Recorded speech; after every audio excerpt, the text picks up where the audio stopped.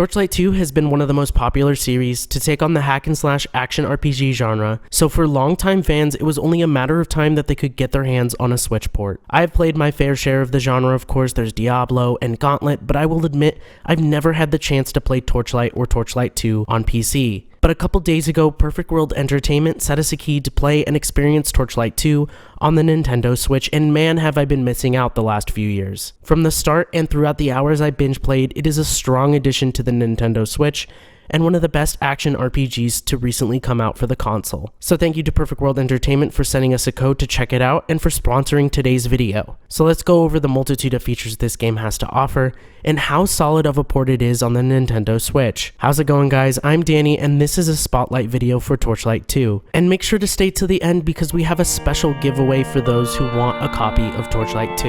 Let's check out the video.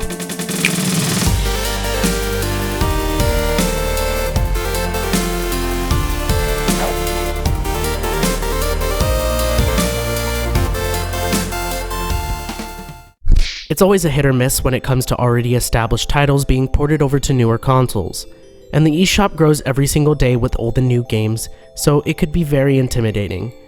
There have been countless times when a game is ported that does not function at 100% and the game as a whole takes a hit. This is not the case with Torchlight 2, which has aged like fine wine and runs smoothly on the Switch's hardware.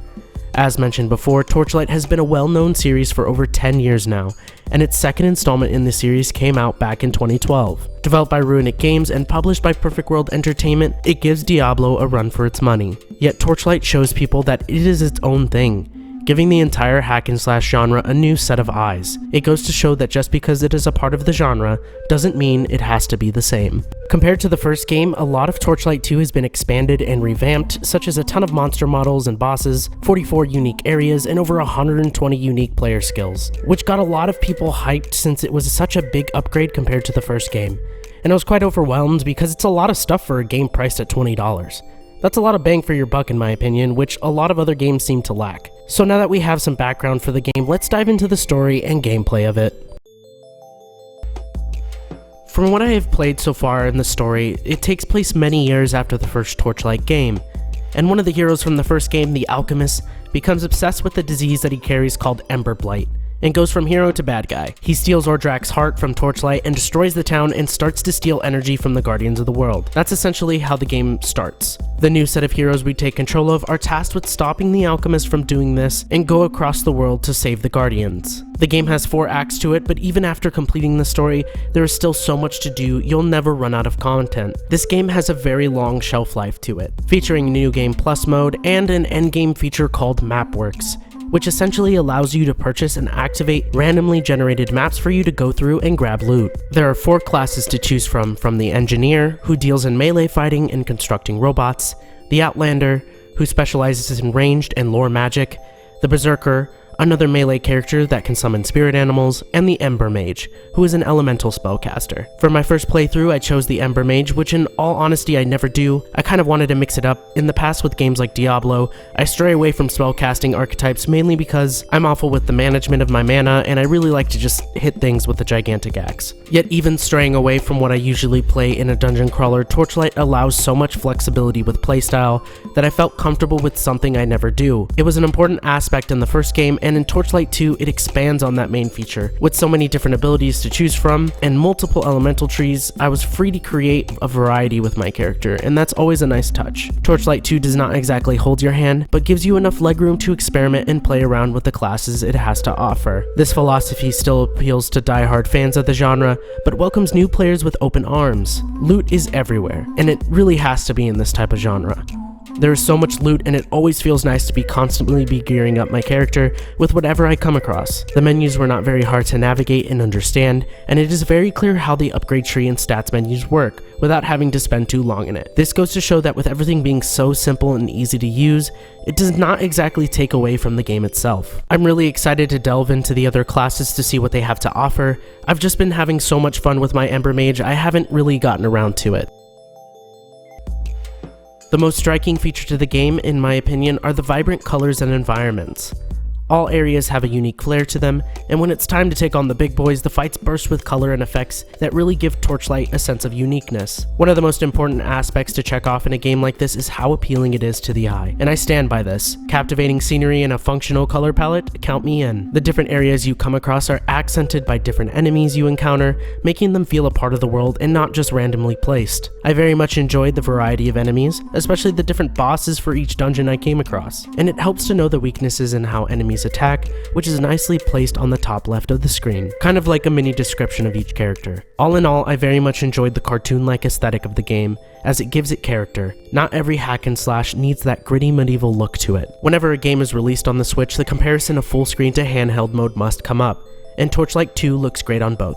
It looks great on the big screen, and with the feature to zoom in and out during gameplay is nice. I never felt as if I could barely see anything. Yet 90% of my time went into the handheld mode. It has been said time and time again, the ability to take these awesome games on the go has been the main appeal of the Switch ever since its release. It just feels like Torchlight 2 was meant to be a Switch title, and I never ran into any issues with frame rate or functionality loss in big screen or handheld mode. The UI for these hack and slash RPGs usually take up the entire bottom screen, with different key bindings to remember, yet for the console version, it's more compact and appealing to look at, which of course it has to be, but the Switch controls feel so snug, making for quick reactions to what abilities you want to use. Everything's nice and easy to handle.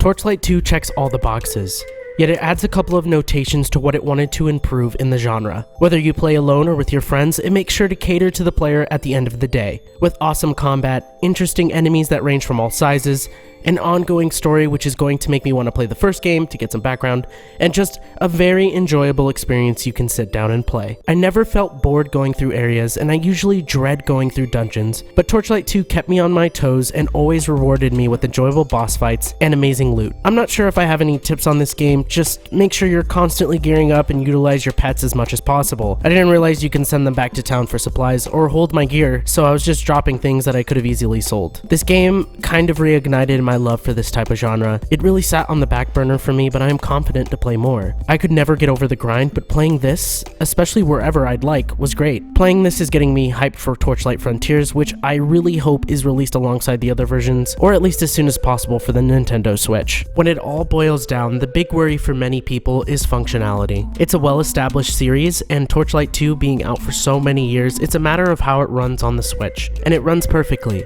It looks appealing big screen or handheld.